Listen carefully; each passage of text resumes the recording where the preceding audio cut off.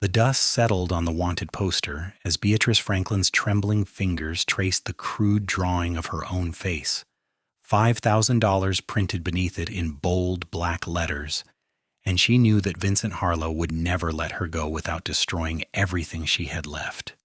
The New Mexico heat beat down mercilessly on the dirt road leading into Camp Verde, Arizona, though Beatrice barely felt it through the layers of fear coating her skin. She had been running for 3 weeks now, ever since the night she finally gathered the courage to leave Vincent's ranch outside Santa Fe. The year was 1883, and women did not simply walk away from powerful men like Vincent Harlow, cattle baron, and self-proclaimed king of half the territory. But Beatrice had done exactly that, slipping away while he was in town conducting business, taking only what she could carry and the horse she had bought with money she had been hiding for 2 years. She never imagined he would go this far. A bounty, an actual bounty on her head, as if she were some common criminal instead of a woman who had simply refused to marry a man whose cruelty had shown itself more clearly with each passing month. Vincent had courted her properly at first, all charm and expensive gifts, promises of a grand life on his expanding ranch. Her father had approved of the match eagerly, seeing dollar signs and social advancement.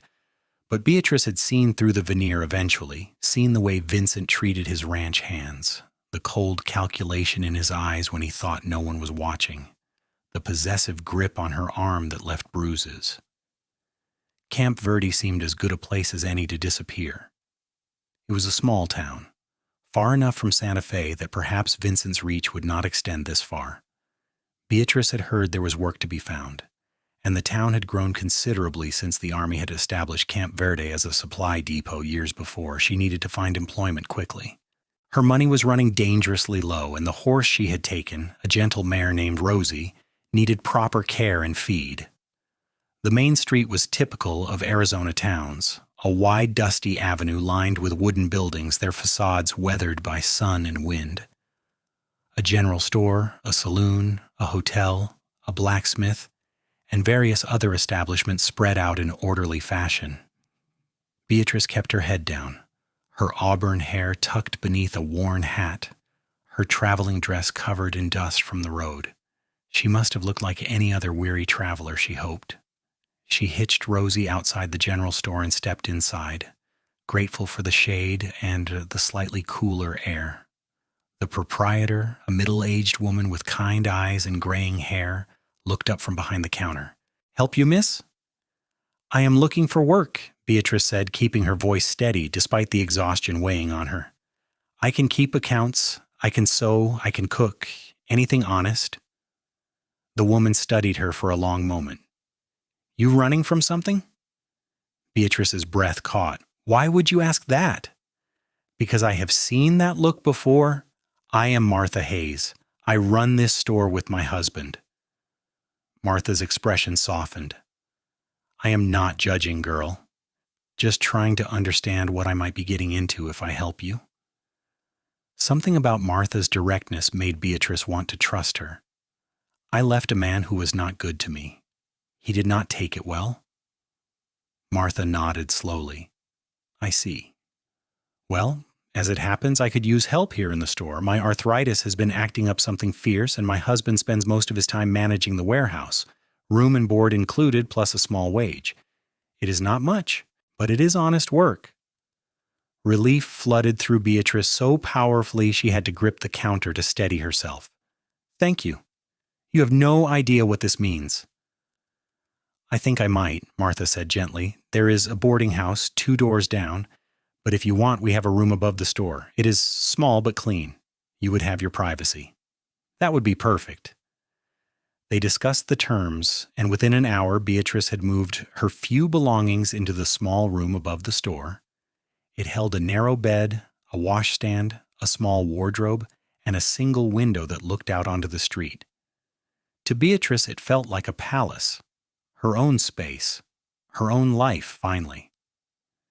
She worked hard those first few days, learning the inventory, helping customers, sweeping and organizing. Martha was a patient teacher, and Beatrice found genuine comfort in the simple, honest work. For the first time in months, she could breathe without feeling Vincent's presence looming over her. But peace never lasted long. It was a Thursday afternoon when Beatrice first saw the poster. She had been restocking shelves when she heard raised voices outside. Through the window, she saw a group of men gathered near the saloon across the street. One of them was tacking something to the wooden post outside the establishment. Even from this distance, her stomach dropped with a premonition of dread. When they dispersed, she made herself walk across the street casually, as if merely curious. But the moment she saw the poster, her blood ran cold. Wanted. Beatrice Franklin. The sketch was crude, but recognizable enough. $5,000 for her return, alive and unharmed, to Vincent Harlow of Santa Fe, New Mexico. The poster claimed she had stolen property and broken a legal contract. Both were lies, bold and blatant, but who would believe her word over that of a wealthy rancher? Beatrice ripped the poster down with shaking hands, crumpling it into her pocket, but the damage was done. If one poster had made it here, there would be others. $5,000 was enough to tempt even honest men into turning her in. She had to leave. Tonight. She had barely turned back toward the store when she collided with someone stumbling backward. Strong hands caught her arms, steadying her. "Whoa there, miss, you all right?" Beatrice looked up into the bluest eyes she had ever seen. The man was tall, broad-shouldered, with sun-darkened skin and dark brown hair that curled slightly at the collar of his dusty shirt. He wore the practical clothing of a working cowboy, well-worn denim, leather chaps, a bandana around his neck. A cattleman's hat shaded his face, but she could see the concern etched in his features. "I am fine," she managed, stepping back quickly. "I apologize." "No harm done." His eyes crinkled at the corners when he offered a slight smile. "You look like you have seen a ghost, though. Anything I can help with?" "No, thank you." She hurried away before he could say more, her heart hammering. She could not afford to draw attention, could not afford to trust anyone, no matter how kind their eyes seemed. But the cowboy watched her go with a puzzled expression, and something in the set of his shoulders suggested he was not a man who let mysteries lie. His name was Benjamin Jackson, though most folks called him Ben. He had been working as a ranch hand on the Morrison spread just outside Camp Verde for the better part of a year, saving his money with the dream of one day owning his own piece of land. At 26, he had spent more than half his life working cattle, drifting from ranch to ranch, learning the trade from some of the best cattlemen in the territory. He had come into town that afternoon to pick up supplies for the ranch, but something about the frightened woman with auburn hair had caught his attention and would not let go. She reminded him of a wild horse he had once gentled, all nervous energy and barely suppressed panic, ready to bolt at the slightest provocation. Ben finished his business at the general store where Martha Hayes packed up his order with her usual efficiency. As she worked, he found himself asking, "The young lady who works here, she new to town?" Martha's hands paused briefly before continuing. "Just arrived a few days back. Why do you ask?" "Just curious. She seemed spooked about something." Martha fixed him with a penetrating look. "Benjamin Jackson, I have known you since you came to this town, and you are one of the good ones. So I'm going to trust my instinct here and tell you something. That girl is running from trouble. Not trouble she caused, but trouble that is hunting her. She is a good person trying to start over, and she deserves a chance at that." Ben nodded slowly. He had suspected as much. "I would not see harm come to someone who did not deserve it." "I know you would not," Martha said, softening, "which is why I am telling you. Keep an eye out, if you do not mind." After leaving the store, Ben headed to the saloon for a quick drink before the ride back to the Morrison Ranch. That was when he saw the poster. It had been replaced already, another copy of the same crude drawing, the same $5,000 bounty. Ben stood in front of it, reading the claims carefully.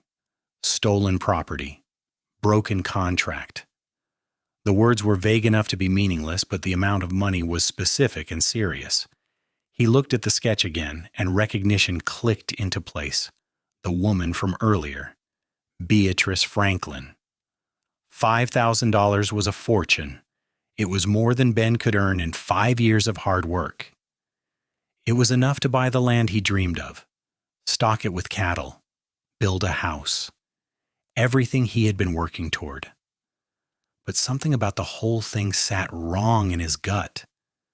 The way she had looked at the poster with such raw fear, the way Martha had spoken of her, with protective fierceness in her voice, and some instinct honed by years of reading animals and people alike told him that this woman was prey, not predator. Ben looked around. No one was watching. In one smooth motion, he tore the poster down, folded it, and tucked it inside his vest. Then he walked to the edge of town where he had tied his horse, pulled out a match, and set the poster alight. He watched it burn to ash, the crude drawing of Beatrice Franklin's face blackening and curling before disappearing entirely. He was not sure why he did it. He only knew it felt right. When Ben returned to town 2 days later for Sunday services, he saw 3 more posters had appeared. He tore them all down systematically, burning each one. On his next trip for supplies, there were 4. He destroyed those too. It became a ritual. Every time Ben came to town, he searched for the wanted posters and destroyed every one he found. He never spoke of it, never drew attention to what he was doing. But word spread anyway, the way word always does in small towns. Martha noticed, of course. She did not say anything directly, but she started finding excuses to invite Ben to Sunday dinners, to recommend him for odd jobs around town that happened to keep him close. And she made sure that Beatrice was often present for these occasions. Beatrice noticed too. The first time she saw Ben tearing down one of the posters, she had been closing up the store for the evening. She watched from the window as he methodically checked every public posting board on the main street, removing her wanted notices and burning them in a small fire behind the livery stable. She did not understand why he would do such a thing. $5,000 was life-changing money for a cowboy. Any reasonable person would have turned her in immediately. Instead, he was actively protecting her, and she could not fathom his motive. The next time she saw him at the store, she was helping Martha organize a shipment of canned goods. Ben came in for tobacco and coffee, his hat in his hands, his manner polite and unassuming. "Morning, Martha, Miss Franklin." Beatrice nearly dropped the can she was holding. He knew her name. Of course he knew her name. He had seen the posters. "Morning, Ben," Martha said cheerfully, as if nothing were amiss. "I will get your order together." "Beatrice, why do you not take a break? You have been working since dawn." It was a transparent attempt at forcing them together, but Beatrice could hardly refuse without seeming rude. She set down the can and wiped her hands on her apron, acutely aware of Ben's steady gaze. "I saw what you did," she said quietly, once Martha had moved to the back room, with the posters. Ben met her eyes directly. "Did you? Why?" He was quiet for a moment, considering. "Because whatever that man claims you did, I do not believe you deserve to be hunted like an animal. Because $5,000 is blood money if it comes at the cost of someone's freedom. Because it seemed like the right thing to do."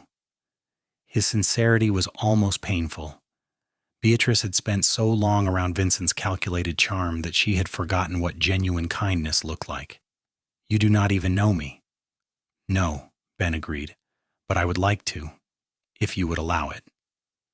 Beatrice's breath caught. There was no pressure in his words, no expectation. Just an honest offer. "It is dangerous to be associated with me.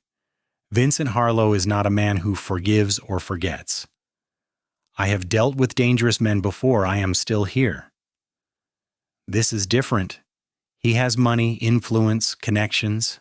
He can make life very difficult for anyone who crosses him." Ben's jaw tightened slightly. Then he sounds like exactly the kind of man who needs to learn he cannot always get what he wants. Despite everything, despite the fear and exhaustion and constant vigilance, Beatrice felt the corner of her mouth twitch upward. "You are either very brave or very foolish." "My ma always said I was a bit of both." The warmth in his voice made something in Beatrice's chest loosen, just slightly. "Look, Miss Franklin, I'm not asking for anything from you. I'm just saying that if you need help, if you need someone to watch your back, I am willing. No strings attached. Before Beatrice could respond, Martha returned with Ben's order. The moment passed, but something had shifted. A connection had been acknowledged, tentative but real. Over the following weeks, Ben found more reasons to come to town. He took on extra work that required frequent supply runs. He volunteered for errands. He showed up at the store with surprising regularity, always polite, always respectful, never pushing but always present. And Beatrice, despite her better judgment, found herself looking forward to his visits. They talked at first in brief exchanges while she worked, later in longer conversations when Martha insisted Beatrice take proper breaks. Ben told her about growing up on a small farm in Texas, losing his parents to fever when he was 16, making his way west to find work. He spoke of his dreams of owning land, of building something permanent after years of drifting. Beatrice more cautiously shared pieces of her own story.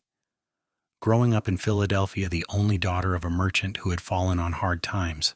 Moving to New Mexico when her father sought new opportunities. Meeting Vincent Harlow at a social gathering and being swept up in his courtship before she understood who he truly was. He was not always cruel, she admitted one afternoon as they sat on the bench outside the store, ostensibly watching the street, but really just existing in each other's company. At first he was charming, attentive. My father thought he was perfect, and I wanted to believe it. When did you realize the truth? Gradually. Little things at first. The way he spoke to servants, his temper when things did not go his way, how he wanted to control everything I did, everywhere I went, everyone I spoke to. He called it protection, but it was possession. Beatrice's hands twisted in her lap. When I tried to end the engagement, he told me I had no choice, that he had already paid my father a substantial sum as a bride price, that I was legally bound to him. I did not know if that was true, but my father supported Vincent's claim. So I stayed, and it got worse. Ben's hands had clenched into fists on his knees, but his voice remained gentle. What made you finally leave? He hit me. The words came out flat, factual. It was the first time he had gone that far. I knew if I stayed, it would not be the last. That night, I packed what I could and left. I thought distance would be enough. I thought he would let me go rather than face the scandal. I was wrong. You were not wrong to leave, Ben said firmly. You were brave. Not many people have the courage to walk away from that kind of situation. Are we brave or desperate? I'm not sure there is much difference. There is. Ben turned to face her fully. Desperation is reactive. Bravery is choosing to act even when you are terrified. You chose yourself, your safety, your future. That takes real courage. Beatrice met his eyes and found only honesty there. No pity, no judgment. Something warm unfurled in her chest. Something she had thought Vincent had killed forever. Hope. Thank you, she whispered, for the posters, for listening, for not turning me in for the money. The money never tempted me, not for 1 second. Ben's voice was rough with emotion.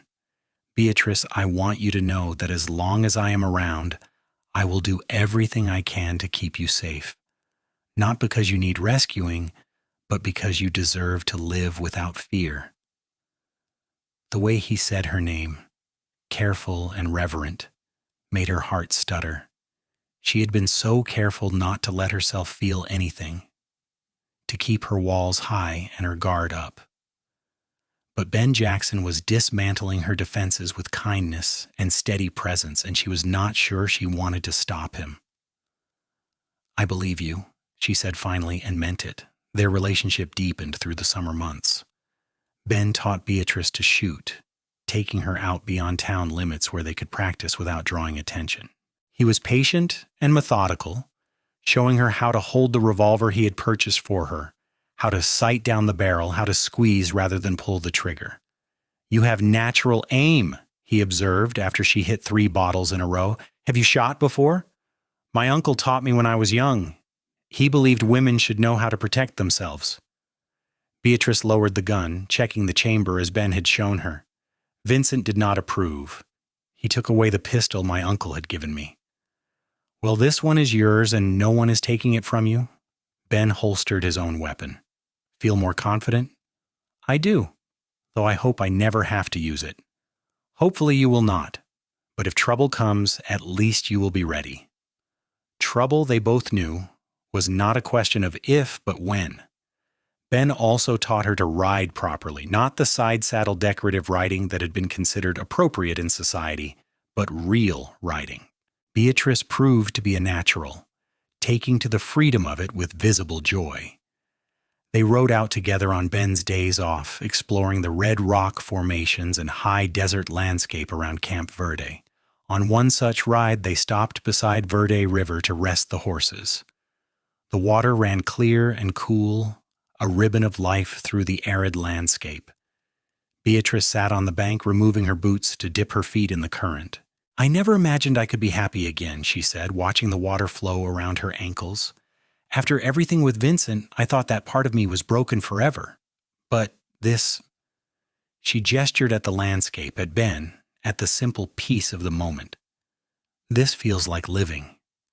Ben sat beside her, close enough that their shoulders almost touched. You were never broken, just trapped. There is a difference. How do you always know the right thing to say? I do not. I just try to be honest. He picked up a smooth stone, turning it over in his hands. Beatrice, I need to tell you something. The seriousness in his tone made her turn to face him fully. What is it? I am falling in love with you. The words hung in the air between them, simple and profound. I know the timing is terrible. I know you have been through hell and probably need time before you can even think about trusting another man. I am not asking for anything back. I just needed you to know the truth. Beatrice's heart hammered against her ribs. Part of her wanted to run, to protect herself from the vulnerability of feeling again, but a larger part, the part that Ben had been carefully nurturing with his steadiness and kindness, wanted desperately to trust this. I am terrified, she admitted, of feeling too much, of getting hurt again, of bringing danger to you because of my past. I know, but I think I'm falling in love with you too. The confession felt like jumping off a cliff, exhilarating and terrifying at once. I do not know how to do this, Ben. I do not know how to be with someone who is genuinely good. We figure it out together. He reached for her hand, his touch gentle, giving her every opportunity to pull away. When she did not, he laced their fingers together, one day at a time, no pressure, no rush, just us being honest with each other. Beatrice looked at their joined hands, at the physical manifestation of trust and connection. Then she looked up at Ben's face, at the open emotion in his blue eyes, and made a choice. She leaned forward and kissed him. It was soft and tentative, nothing like the demanding kisses Vincent had forced on her. Ben responded with careful reverence, one hand coming up to cup her cheek, his thumb stroking gently across her cheekbone. When they broke apart, they were both breathing hard. That was, Ben began. Perfect, Beatrice finished, and kissed him again. They stayed by the river until the sun began to set, talking and kissing and planning a future that felt increasingly possible. For the first time since leaving Santa Fe, Beatrice allowed herself to imagine a life beyond mere survival, a life with love, with partnership, with peace. But peace, as always, was temporary. The man who rode into Camp Verde on a sweltering August morning looked like trouble. He wore expensive clothes covered in trail dust, rode a fine black gelding, and carried himself with the arrogance of someone used to getting his way. His first stop was the saloon, where he bought drinks for the house and started asking questions. Word reached Beatrice before noon. Martha burst into the store, her face flushed with exertion and worry.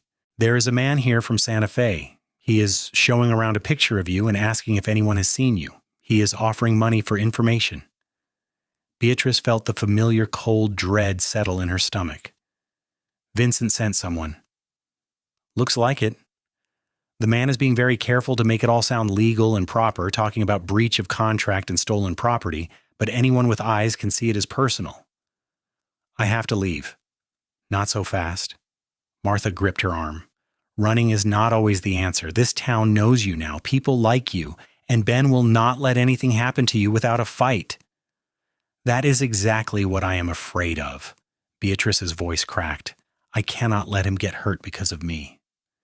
Maybe you should let him make that choice for himself. He is a grown man, Beatrice, and he loves you. He is going to fight for you whether you run or stay. Before Beatrice could respond, the door opened, and the man from Santa Fe walked in. Up close, he was even more imposing, well over 6 feet tall with cold gray eyes and a calculating expression. Good afternoon, ladies. His voice was smooth, educated. I am looking for someone. Perhaps you can help me. He pulled out a photograph, more detailed than the crude poster sketch. It showed Beatrice in an elaborate dress taken at some social function she barely remembered. Her name is Beatrice Franklin. Her family is very worried about her. Martha's expression gave nothing away. Why would her family send you instead of coming themselves? Her father is in poor health and could not make the journey. I am Marcus Stone, an attorney representing her fiancé, Vincent Harlow. Miss Franklin broke her engagement contract and fled with several valuable items belonging to Mr. Harlow. We simply want to resolve this matter civilly and ensure she returns home safely.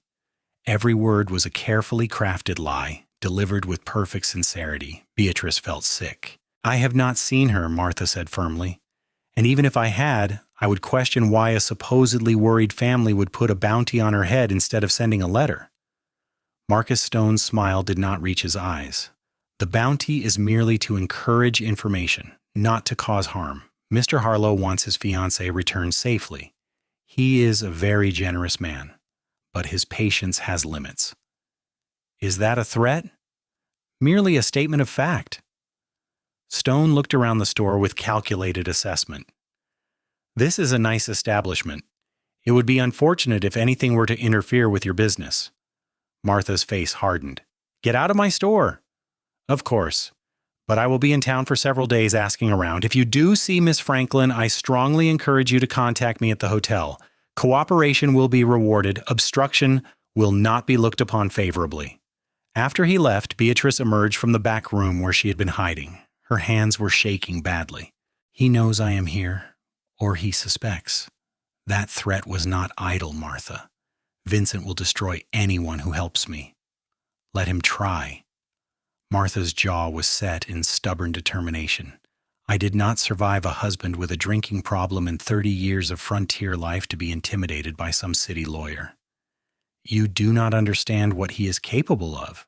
Maybe not, but I know what this town is capable of. We take care of our own. Martha was right to a point. When word spread about Marcus Stone's visit and thinly veiled threats, the town's response was unified. No one had seen Beatrice Franklin. No one knew anything about any missing woman. The wall of silence was absolute. But Beatrice knew it could not last. $5,000 was too much money. Sooner or later, someone would talk. Someone would decide the reward was worth more than community loyalty. Ben arrived that evening, riding hard from the Morrison Ranch. He found Beatrice in her room above the store, packing the few belongings she had. What are you doing? What I should have done when the first poster appeared. I am leaving before anyone else gets hurt. Running will not solve anything. Ben closed the door behind him, his expression intense. He will just follow you. Put up more posters in the next town and the one after that. You cannot run forever, Beatrice. What else can I do? Stay and wait for him to take me back? Let Vincent destroy everyone who has helped me? Her voice rose, edged with panic. That lawyer made it very clear what will happen to anyone who obstructs him. So we fight. With what? Vincent has money, lawyers, influence. What do we have? The truth. Ben moved closer, taking the dress she was folding from her hands and setting it aside. And each other. And a town full of people who do not take kindly to bullies. That is not enough. Maybe not. But running alone definitely is not enough. He cupped her face in his hands, forcing her to meet his eyes. I love you. I am not letting you face this alone. We find a way through it together, or we do not find a way at all. But I will be damned if I let you run into the desert thinking you are protecting me. Tears spilled down Beatrice's cheeks. I am so afraid. Not just for me, for you, for Martha, for everyone here. I know, I am afraid too, but fear is not a reason to give up. He kissed her forehead, her cheeks, her lips. Stay. Let me help you. Let us all help you. How? I'm not sure yet, but we will figure it out. They held each other as darkness fell, drawing strength from the contact. Eventually, they went downstairs where Martha had prepared dinner. The three of them sat around the small table discussing options. We could try to find legal help, Martha suggested. There must be a lawyer somewhere who would take your case. With what money? Beatrice shook her head. And it would be my word against Vincent's. He has witnesses who will swear to whatever he wants. He has documents, probably forged, proving his claims. What about going to the law here? The sheriff? Ben asked. The sheriff reports to the territorial governor. Vincent has connections at that level. At best, the sheriff would turn me over to Stone. At worst, he would send me straight back to Santa Fe. They sat in frustrated silence, the weight of their limited options pressing down on them. There might be another way, Ben said slowly. It is not perfect, but it would give you legal protection. What way? We get married. The words hung in the air. Beatrice stared at him, unsure she had heard correctly. Once you're my wife, Vincent has no claim on you, Ben continued, his words coming faster as he worked through the logic. Any contracts he claims you broke would be void. Any property disputes would have to go through me. And in the eyes of the law, a husband has more authority over his wife than a former fiancé. That is medieval, Martha muttered, but there was consideration in her voice. It is also how the law works, Ben said. I'm not saying it is right, but if it protects Beatrice, I do not care about pride or modern sensibilities. Beatrice's mind reeled. You are talking about marriage of convenience, a business arrangement. I am talking about marrying the woman I love and using the law to protect her. Ben reached for her hand. I know this is not romantic. I know you deserve better than a desperate proposal at a kitchen table, but if it keeps you safe, I will do it in a heartbeat. We can figure out the rest later. Ben, that is not fair to you. You should marry someone because you want to spend your life with them, not as a legal maneuver. I do want to spend my life with you. I already told you I love you. This just makes it official faster than I might have planned. His thumb stroked across her knuckles, but only if you want to. I will not force you into anything. If you would rather run, I will help you. If you would rather fight some other way, we will find it. But this is an option. Beatrice looked at him, this good man who had torn down wanted posters and destroyed blood money, who had taught her to shoot and ride and trust again. She thought about Vincent's cold calculation, how he had framed their relationship as business and possession.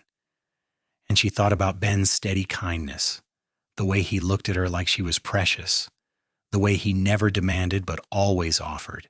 If we do this, she said slowly, it has to be real. I cannot go into another false relationship, even one meant to protect me. If you are serious, if you truly want this, then I want a real marriage, with all the vulnerability and commitment that entails. Ben's face broke into a smile, genuine joy lighting his features. That is all I have ever wanted. You, Beatrice Franklin, as my wife, in every way that matters. Then yes, I will marry you. Martha let out a whoop of delight, breaking the tender moment with practical celebration. Well then, we have a wedding to arrange, and we need to do it fast before that Stone man figures out what we are doing. They were married the next afternoon in the small church at the edge of town. The preacher, Reverend Thomas, asked no questions about the rushed nature of the ceremony. He had heard about Marcus Stone's visit and drew his own conclusions. Beatrice wore her only good dress, a simple blue cotton that Martha had helped her press and adorn with a white ribbon sash. Ben wore his best clothes, his hair combed back, his boots polished. They stood before the altar with Martha and her husband as witnesses and spoke vows that felt weighted with more meaning than the words themselves. I, Benjamin Jackson, take you, Beatrice Franklin, to be my lawfully wedded wife. I promise to honor you, protect you, and love you all the days of my life. I, Beatrice Franklin, take you, Benjamin Jackson, to be my lawfully wedded husband. I promise to honor you, trust you, and love you all the days of my life. When the preacher pronounced them man and wife, Ben kissed her with such tenderness that Beatrice felt tears prick her eyes. This was nothing like the wedding she had once imagined in Philadelphia society. No elaborate ceremony or expensive trappings, but it was real, and it was theirs, and that made it perfect. They filed the marriage certificate with the town clerk immediately. Legal documentation, official record. Beatrice Franklin was now Beatrice Jackson, legally bound to a new man, making Vincent's claims null and void. That evening, they had a small celebration dinner at the boarding house. Martha had invited several trusted townspeople, including the Morrisons, who owned the ranch where Ben worked. They ate beef stew and fresh bread, drank whiskey and wine, and toasted the newlyweds with genuine warmth. To Ben and Beatrice, Martha raised her glass. May your marriage be long, happy, and free from interference by arrogant city lawyers. Everyone laughed and drank. The mood light despite the serious circumstances that had precipitated the union, but the lightness did not last. Marcus Stone appeared at the boarding house door before dessert was served, his expression cold with fury, barely contained beneath professional courtesy. Congratulations are in order, I hear. His voice could have cut glass. A very sudden wedding. Love does not follow a schedule, Ben said evenly, moving to stand between Stone and Beatrice. What can we do for you, Mr. Stone? You can stop playing games. Miss Franklin is bound by contract to Vincent Harlow. This marriage is a transparent attempt to circumvent legal obligations. Mrs. Jackson, Ben corrected, is my wife. Any previous arrangements are void. You are welcome to take that up with the judge if you like, but I think you will find that marriage supersedes engagement in the eyes of the law. Stone's jaw clenched. Mr. Harlow will not take this well. Mr. Harlow's feelings are not my concern. My wife's safety and happiness are. You are making a very serious mistake, Mr. Jackson. Vincent Harlow is not a man to be trifled with. He has resources you cannot imagine. He will destroy you, your wife, and everyone in this pathetic town if that is what it takes. Then I guess we will see what happens when an unstoppable force meets an immovable object. Ben's voice remained calm, but there was steel underneath, because I am not moving, and Beatrice is not going anywhere with you. I could have the sheriff compel her. On what grounds? She is not wanted for any crime. There are no legal charges against her. You have a breach of contract claim at best, and good luck enforcing that now that she is married to someone else. Ben crossed his arms. You have lost, Stone. Tell Harlow to accept it and move on. Marcus Stone looked at Beatrice, who had remained silent through the exchange, standing straight and defiant despite the fear churning in her stomach. You will regret this, he said coldly. Both of you. He left, slamming the door behind him with enough force to rattle the windows. The room was silent for a long moment. Then Martha cleared her throat. Well, that was unpleasant. Who wants pie? The tension broke slightly, but everyone knew the confrontation had merely been postponed, not resolved. That night, Ben and Beatrice lay together in the small room above the store, now officially their marriage bed. Ben held her gently, asking nothing, offering only comfort and presence. Do you regret it?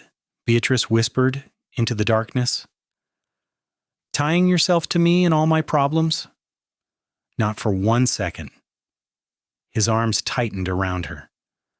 Though I do regret that our wedding night is being spent worrying about Vincent Harlow instead of celebrating. There will be time for celebrating later, when this is truly over. If you want to wait, Ben said carefully. "Until things are more settled, until you feel safer, I understand. I know we got married quickly, and I do not want you to feel obligated to anything physical." Beatrice turned in his arms to face him, able to make out his features in the moonlight filtering through the window. "I do not feel obligated. I feel grateful and safe and loved." She kissed him softly. "Make love to your wife, Ben Jackson." What followed was tender and slow. Nothing like the rough demand she had experienced with Vincent. Ben was patient and attentive, constantly checking that she was comfortable, that she wanted to continue. When they finally came together, it felt like a sacred thing, a claiming that was mutual and consensual and full of genuine emotion.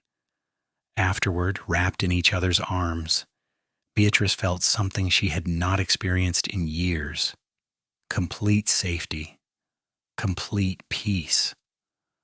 "I love you," she whispered. "I love you too," Ben replied. "We are going to get through this, together." She believed him. Marcus Stone left Camp Verde 3 days later, but the threat did not leave with him. Word came through various channels that Vincent Harlow was enraged by the news of Beatrice's marriage. He was threatening legal action, talking about annulment on grounds of coercion, claiming Ben had kidnapped and forced her into marriage. "Let him try," the lawyer they consulted in Prescott said. Her name was Eleanor Walsh, one of the few female attorneys in the territory, and she had a reputation for taking on difficult cases. "A man cannot claim coercion when the woman in question freely signed the marriage certificate, consummated the union, and shows no signs of duress. His case would be laughed out of court." "Vincent has friends in high places," Beatrice warned, "judges who owe him favors. Then we make sure any case is heard by a judge who does not owe him anything." Eleanor leaned back in her chair, fingers steepled. "I will be honest with you, Mrs. Jackson. This man sounds like he will not stop until he has punished you for leaving him. Legal channels might protect you in the short term, but men like Vincent Harlow do not always respect legal boundaries." "So what do we do?" Ben asked. "You watch your backs. You stay alert. And you build a life so firmly established here that any attempt to uproot you would be obviously malicious." Eleanor looked between them. "Get involved in the community. Buy property if you can. Make it clear you are settled, stable, and not going anywhere. Make him come to you if he wants a fight, and make sure there are witnesses to everything." They took her advice seriously. Ben spoke to his boss, Silas Morrison, about his situation. Silas was a fair man, and he had seen Ben's dedication to the work over the past year. "I have been planning to divide the ranch, Silas said, leaning against the corral fence. "My sons want no part of cattle ranching. They are both moving east for business opportunities. I need someone I trust to take over operations. The pay is better, and there is a house on the property you and your wife could use." "I appreciate that, Silas, but I do not have the capital to buy in." "I am not asking you to. I'm offering you a management position with profit sharing. You run the day-to-day operations, make the ranch successful, and you get a percentage of the profits on top of your salary. Do well for 5 years, and I will sell you a stake in the property." It was more opportunity than Ben had dreamed of. A stable position, good income, and the possibility of real ownership down the line. "I accept," he said, shaking Silas's hand. "You will not regret this." "I know I will not. You are the most reliable man I have ever employed." Ben and Beatrice moved into the ranch house the following week. It was a solid adobe structure with 2 bedrooms, a kitchen, and a living area. It needed work, but it had good bones and more space than either of them had ever enjoyed before. Beatrice threw herself into making it a home. She sewed curtains, planted a kitchen garden, arranged their modest furniture with care. Ben worked long hours learning every aspect of ranch management from Silas, absorbing knowledge like a sponge. In the evenings, they would sit on their small porch and watch the sun set over the red rocks, planning their future in careful detail. "We should get chickens," Beatrice said one evening, her head resting on Ben's shoulder. "Fresh eggs would be good." "Chickens and a milk cow," Ben agreed. "Maybe some pigs eventually." "You are thinking like a farmer, not a rancher." "A little diversification never hurt anyone. Besides, I like the idea of us being as self-sufficient as possible. Less dependence on town, less vulnerability if trouble comes. Beatrice knew he was right. They lived in a careful balance of normalcy and vigilance. Ben had taught her to shoot well enough that she could protect herself if needed. They kept weapons accessible but hidden. They varied their routines to be less predictable, and they made sure people always knew where they were and what they were doing. The community support remained strong. Martha visited regularly, bringing news from town and supplies from the store. The Morrisons included them in family dinners. Other ranch hands and their families accepted Beatrice warmly, never prying into her past but making it clear she was one of them now. 3 months passed without incident. Then 6. Beatrice began to allow herself to believe that maybe Vincent had given up, that marriage had indeed provided the protection they needed. She should have known better. The attack came on a cold November night. Ben had been checking on cattle in the far pasture when Beatrice heard riders approaching the house, multiple horses moving fast. Every instinct screamed danger. She grabbed the rifle Ben had left by the door and positioned herself inside, cracking a window to see out. 4 men dismounted in the yard, all armed. She did not recognize any of them, but their intentions were clear from the way they spread out, surrounding the house. "Beatrice Franklin," one of them called out. "We know you are in there. Come out peaceful, and no one gets hurt. Resist, and we will burn you out." Beatrice's hands were steady on the rifle, years of practice overcoming fear. "My name is Beatrice Jackson, and I am not going anywhere with you. Vincent Harlow sent us. He wants you back, lady. Easy way or hard way, that is up to you. Tell Vincent Harlow that I'm married, I am happy, and if he sends any more men after me, they will face the same welcome you are about to receive." She fired a warning shot over their heads, the crack of the rifle splitting the night. The men scattered, seeking cover. "Wrong answer, lady," one of them fired back, the bullet splintering the door frame inches from where Beatrice crouched. She returned fire more precisely, aiming for the ground near where the shooter had taken cover. She was a good shot, but she had never shot at a person before, and something in her balked at crossing that line. The standoff might have ended badly, except that Ben had heard the shots. He came riding in hard from the west pasture, his rifle already in hand, and he had not come alone. 3 other ranch hands were with him, all armed, all loyal to the Morrisons and by extension to Ben. "Drop your weapons," Ben shouted, his voice carrying the authority of a man defending his home. "You are outnumbered and trespassing. Leave now, or we will defend our property with lethal force." The hired guns assessed the situation quickly. 4 against 4 might have been manageable, but the ranch hands had cover and position, and more importantly, they had the moral high ground. This was their land being invaded. "This is not over," the leader of the group called out. "Yes, it is," Ben replied coldly, "because next time I will not give warnings. Neither will the sheriff when I report that armed men attempted to kidnap my wife. Territorial law is very clear on home invasion and attempted kidnapping. You want to risk hanging for Vincent Harlow's vendetta?" The men exchanged glances, then mounted up and rode off, heading south at a gallop. Ben waited until they were out of sight, then rushed into the house. He found Beatrice still holding the rifle, her hands shaking now that the immediate danger had passed. "Are you hurt?" He pulled her into his arms, running his hands over her to check for injuries. "I am fine, I am fine." But her voice shook, adrenaline giving way to reaction. "You did so well. You kept them at bay. You stayed calm. You protected yourself." Ben pressed kisses to her hair, her forehead, anywhere he could reach. "I am so proud of you, and so sorry I was not here. You came when it mattered, you and the others." Beatrice pulled back to look at him. "This is not going to stop, is it? Vincent will keep sending people until he gets what he wants. Then we make sure he never gets what he wants." Ben's jaw was set in determined lines. "Tomorrow we go to the territorial marshal. We file formal charges of attempted kidnapping and attempted murder. We make this official, documented, and impossible for Vincent to dismiss as a misunderstanding." The next morning they rode to Prescott with two of the ranch hands as escorts and witnesses. The territorial marshal, a grizzled veteran named Samuel Green, listened to their story with growing anger. "Vincent Harlow, you said? The cattle baron from Santa Fe?"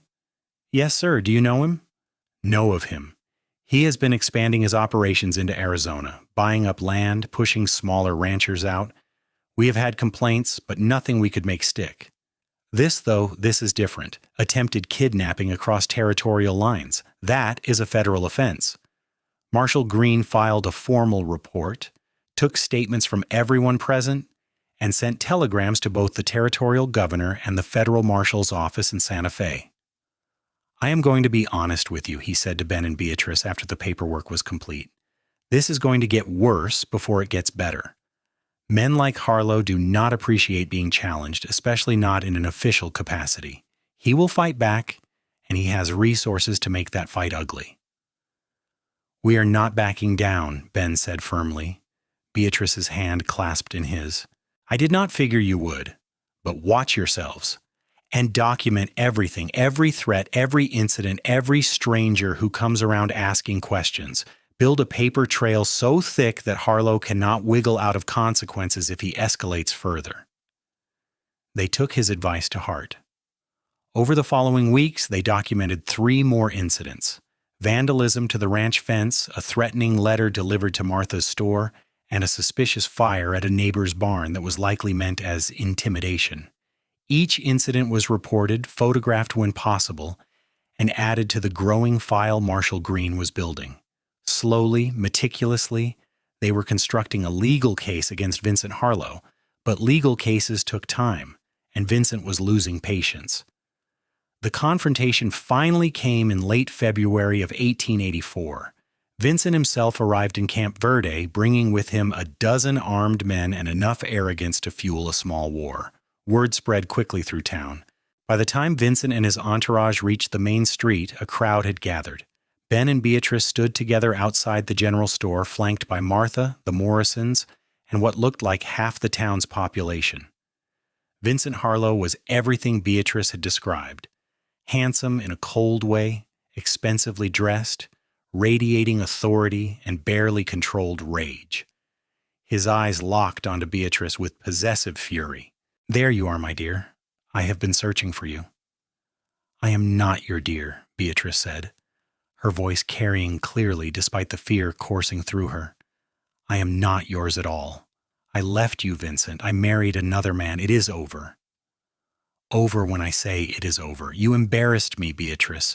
You cost me money and reputation. Did you really think I would let that stand? You cost yourself those things when you treated me like property instead of a person." Beatrice stepped forward and Ben moved with her, a solid presence at her side. "I left because you were cruel.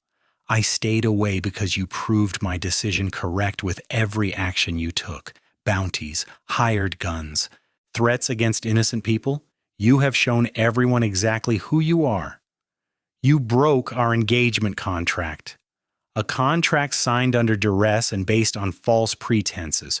You were not the man you pretended to be during courtship. I had every right to leave." "You had no right to humiliate me." Vincent's voice rose, his control slipping. "I paid your father handsomely for your hand. You belonged to me. I am not livestock to be bought and sold." Beatrice's voice was steel. "I am a human being with the right to choose my own life. And I choose Benjamin Jackson, a man who treats me with respect and kindness, something you never understood." Vincent's face flushed dark with anger. He turned his attention to Ben. "You? You think you can steal another man's property and face no consequences?" "I married a free woman who chose me," Ben said evenly. "The only theft here is your attempt to steal her autonomy and future." "I will destroy you. I will buy every piece of land around your ranch and starve you out. I will ruin every business in this town that supported her. You will do nothing." Marshal Green's voice cut through Vincent's threats. He had ridden in quietly during the confrontation, positioning himself strategically. Because if you do anything beyond turn around and ride out of this territory, I will arrest you for attempted kidnapping, conspiracy to commit violence, and terroristic threatening. I have enough documented evidence to see you in federal prison for a decade." Vincent turned to face the marshal, recognizing the real authority in the situation. "You cannot prove any of that." "Actually, I can. I have witness statements, physical evidence, and testimony from 3 of the men you hired who decided cooperating was better than hanging." Green's expression was hard. "You made a lot of enemies in your quest to reclaim Miss Franklin. Sorry, Mrs. Jackson. Some of those enemies were happy to provide evidence in exchange for leniency." The color drained from Vincent's face as he realized his situation. He had overreached, let his obsession blind him to the consequences, and now he was facing real, legal jeopardy. "This is not over," he said, but the words lacked conviction. "Yes, it is," Beatrice said with quiet finality. "It has been over since the day I left. You just refused to accept it. But I am not afraid of you anymore, Vincent. You have no power over me. You never really did. I gave you power by believing your lies and threats. But I am done believing." She stepped closer to Ben and he wrapped his arm around her shoulders, a clear statement of solidarity and protection. "Go home, Vincent," Ben said. "Find someone who actually wants to be with you if such a person exists. Leave my wife alone. Leave this town alone. And accept that you lost." For a long moment, Vincent looked like he might do something stupid. His hand moved toward his gun, and every man in the crowd tensed. But Marshal Green's hand was already on his own weapon, and the odds were insurmountably against Vincent. Finally, with visible effort, Vincent turned and walked back to his horse. He mounted without another word, gestured to his men, and rode out of Camp Verde. The silence lasted until they were out of sight. Then the entire town seemed to exhale at once, tension releasing in a wave of relief and celebration. "I cannot believe it is actually over," Beatrice whispered, leaning heavily into Ben's embrace. "It is over," he confirmed, kissing the top of her head. "You stood up to him. You took your power back. I have never been more proud of anyone in my life." Martha pushed through the crowd, pulling Beatrice into a tight hug. "That is my girl. I knew you had that strength in you." The celebration moved to the saloon, where drinks flowed freely and the story of Beatrice's confrontation with Vincent was already being embellished into legend. Ben and Beatrice stayed for a while, accepting congratulations and basking in the community support, but eventually they slipped away, needing the privacy of their own home. The ride back to the ranch was quiet, both of them processing the enormity of what had just happened. It was not until they were inside, door locked and lamp lit, that Beatrice finally broke down. The tears came in great heaving sobs, release of months of fear and tension. Ben held her through it, offering no platitudes, just solid presence and unconditional support. When the storm finally passed, Beatrice lifted her head from his chest, eyes red but clear. "I am free," she said wonderingly, "truly free. For the first time since I met Vincent, I am not afraid." "You are free," Ben agreed, "and you are loved, and you are exactly where you belong." They made love that night with new abandon. The shadow of Vincent's threat finally lifted. It was celebration and claiming and healing all at once, 2 people who had fought for their right to be together, finally able to embrace that future without reservation. In the days that followed, life settled into a new rhythm. Without the constant vigilance required to guard against Vincent's schemes, Ben and Beatrice could focus on building their life together. The ranch thrived under Ben's management. Beatrice started teaching reading and writing to some of the ranch children, finding fulfillment in the work. They got their chickens and milked cow, expanded the garden, made plans for the future. Marshal Green sent word a month later that Vincent Harlow had been officially charged with multiple counts of conspiracy and intimidation. Rather than face trial, Vincent had agreed to a settlement that included substantial fines, formal renunciation of any claim on Beatrice, and a restraining order preventing him from entering Arizona territory. "It is not prison," the marshal's letter said, "but it is justice. And sometimes justice looks like the powerful being forced to admit they were wrong. Beatrice framed the legal document formally dissolving any contract between herself and Vincent. It hung in their bedroom, a reminder that she had reclaimed her life. Spring arrived in full glory, the high desert blooming with surprising color. Ben came home one April evening to find Beatrice standing in the garden, one hand pressed to her stomach, an expression of wonder on her face. "What is wrong?" he asked, immediately concerned. "Nothing is wrong. Everything is right." She turned to him with a radiant smile. "Ben, I am pregnant." Joy flooded through him so powerfully he actually staggered. "You are sure?" "As sure as I can be without a doctor. But all the signs are there. We are going to have a baby." He picked her up and spun her around, both of them laughing with pure happiness. When he set her down, he immediately became concerned. "Should I have done that? Is spinning safe? What do you need? Should you be standing? Let me get you a chair." "Ben, I am pregnant, not made of glass."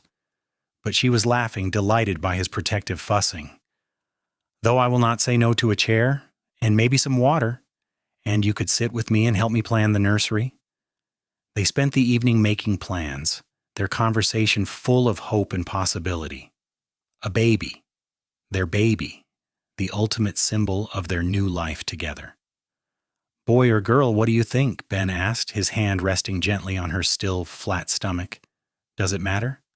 "Not even slightly, as long as the baby is healthy and you are safe. Then we will see what the universe decides to give us." The pregnancy progressed smoothly.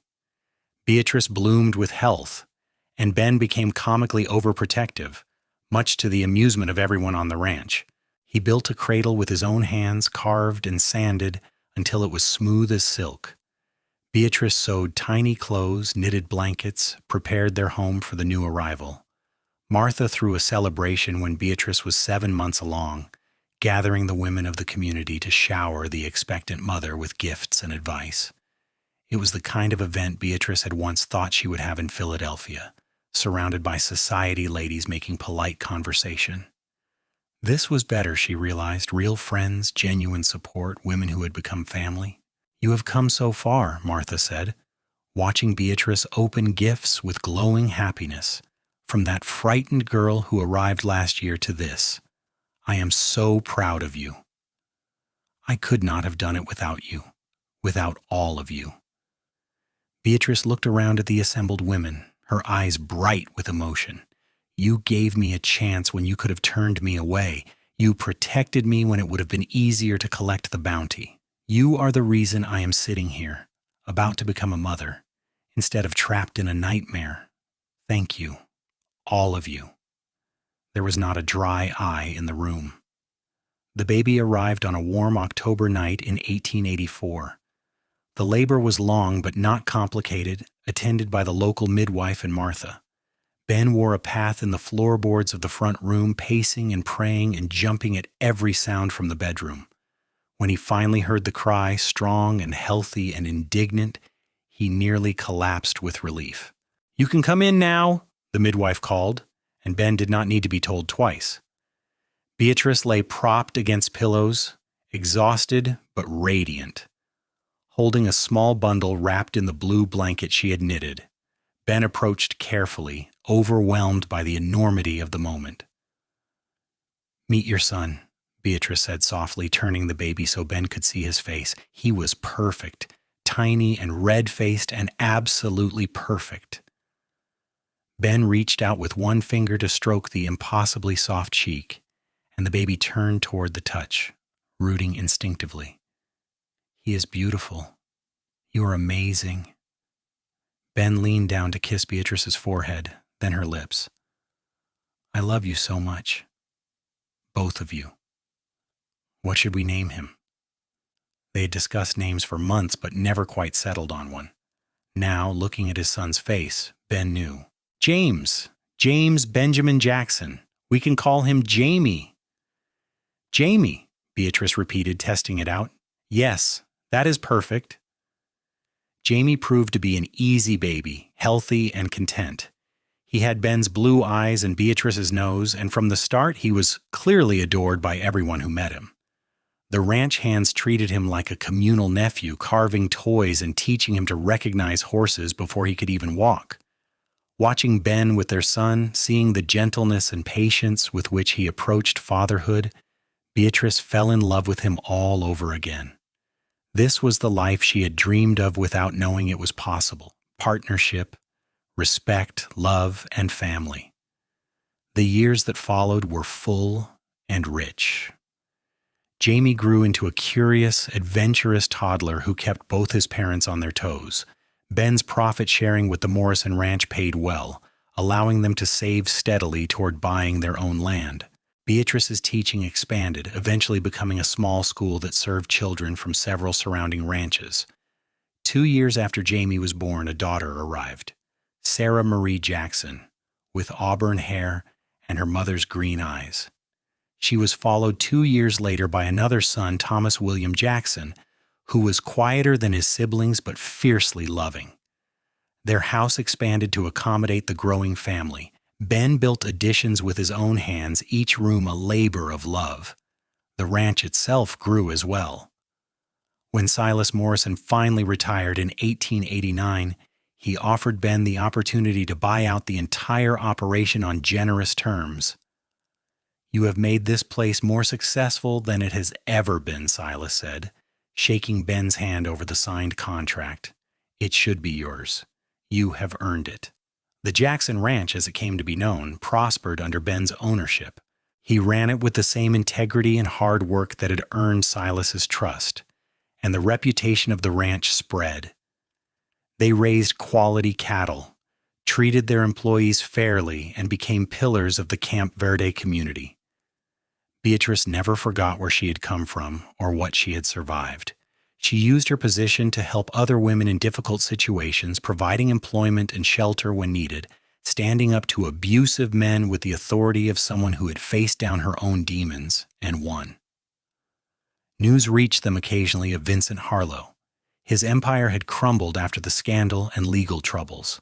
Unable to expand into Arizona and facing increasing scrutiny in New Mexico, he had sold off his holdings and moved back east. Beatrice felt nothing but relief at his absence, and eventually even the relief faded. He became a footnote in her history, no longer a defining chapter. On their 10th wedding anniversary, Ben surprised Beatrice with a trip to Prescott for a proper celebration. Martha watched the children, and for 3 days Ben and Beatrice were just themselves again. Not parents or ranch owners, but simply two people in love. "Do you ever regret how we started?" Ben asked one evening as they sat in the hotel restaurant, enjoying a rare, fancy meal. "The rushed wedding? All the drama?" "Never," Beatrice said firmly. "It was not conventional, but it was real. You saved me, Ben. Not in the fairy tale way where the princess waits for rescue. You saved me by standing beside me while I saved myself. You gave me the support and love I needed to reclaim my life. That is more romantic than any conventional courtship could ever be. You saved me too, you know. Before you, I was just drifting, working towards some vague dream of ownership but without real purpose. You gave me purpose. You and our children, our life together. That is what makes all the hard work worth it." They held hands across the table, comfortable in the silence, secure in their love. The children grew. Jamie turned out to have his father's gift with animals and announced at 14 that he wanted to be a rancher like his pa. Sarah was bookish and brilliant, eventually going to the new teachers' college in Phoenix with dreams of education reform. Thomas was artistic, finding joy in drawing and painting the landscape he loved. Through it all, Ben and Beatrice remained each other's anchor. They supported their children's dreams even when those dreams led away from the ranch. They weathered droughts and economic downturns, illness and loss, with the same partnership that had seen them through those early dangerous days. On a warm evening in 1903, Ben and Beatrice sat on the porch of the house they had built together, watching the sunset paint the red rocks in shades of gold and crimson. They were in their 40s now, graying at the temples, with crow's feet and laughter lines earned through years of living fully. 20 years, Beatrice said, leaning against Ben's shoulder. It has been 20 years since you tore down that first wanted poster. Best decision I ever made, Ben replied, pressing a kiss to her hair. I am glad you are a terrible bounty hunter. Me too. Their children were grown now, pursuing their own paths but returning home regularly. Jamie was managing the ranch with the same integrity his father had shown. Sarah was teaching in Phoenix and engaged to a lawyer who treated her like an equal partner. Thomas was studying art in Santa Fe, his paintings beginning to gain recognition. We did well, Beatrice said, a statement more than a question. We did, Ben agreed. We built a good life, raised good kids, made a difference in our community. And we did it together, always together. As the sun dipped below the horizon, painting the sky in impossible colors, Ben and Beatrice Jackson sat in comfortable silence, hands linked, hearts intertwined, grateful for the bounty poster that had brought them together and the love that had sustained them through everything that followed. Their story was not one of fairy tale rescue, but of partnership and resilience, of two people who chose each other every day despite the obstacles. It was a story of courage and redemption, of building something beautiful from desperate circumstances. It was quite simply a love story.